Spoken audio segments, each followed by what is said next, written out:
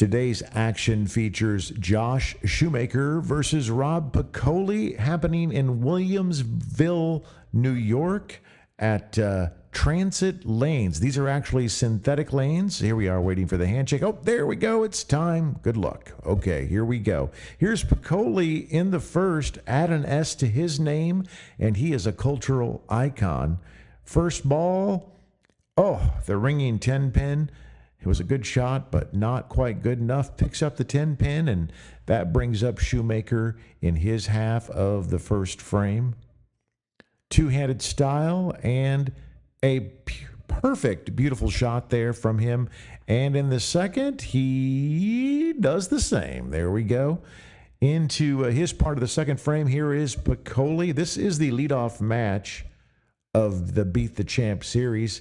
Leaves a two-pin spare that he does pick up. And then in the third, 7-pin didn't want to fall. Picoli's like, you got to be kidding me. Watch this. Oh, nothing more frustrating, even more enjoyable. Let's watch Picoli's reaction.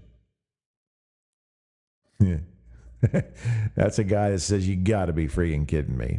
But he picked up the spare. We move now to the third frame for Shoemaker, who is a shot maker today. He knocks them all down. Moving to the fourth. Can he do 4 in a row? Yes, he can. High flush. Beautiful shot. This guy seems locked in with 4 in a row. He likes it. And yes, sir. Here's Picoli in the fifth frame. Goes Brooklyn and knocks them all down. He's like, look, man, I'll take it. It still counts. Brooklyn, in case you don't know, that means that you hit the head pin on the wrong side. That's why Picoli pointed to his left. Now, here we come with Shoemaker starting the game off with 4 in a row. Leads by 34 already, putting Picoli in quite a hole. I have no idea. There we go. Here he is with the shot. Ooh, comes all the way back and kicks out the 10-pin. Moving on to the sixth frame. Can he do 6 in a row? Yes, he can. That 7-pin. Sit down. And that's exactly what Josh Shoemaker is going to do right here.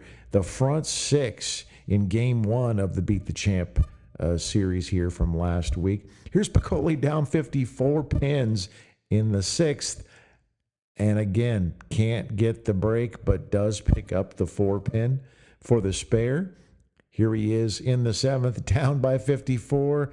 That one too high, leaves the baby split. But, hey, the baby split is called the baby split for a reason. It's not that difficult to pick up, but Picoli does not get it there. If you were curious on how to blow a perfect game, this is how you do it. Let's listen in. That takes a little bit of the pressure off Josh Shoemaker, who would certainly love to keep doing what he's doing so far.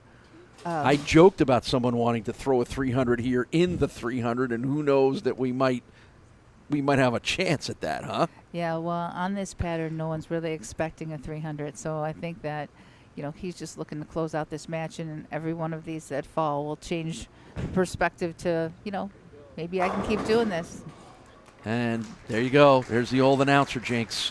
Apologies to Josh Shoemaker for that one. Yeah, it's not that funny. You're not supposed to do that. You're just not. Reminds me of a good story that I can't tell right now. But it's a 10-pin, and it should be easy to pick up, right? Or not.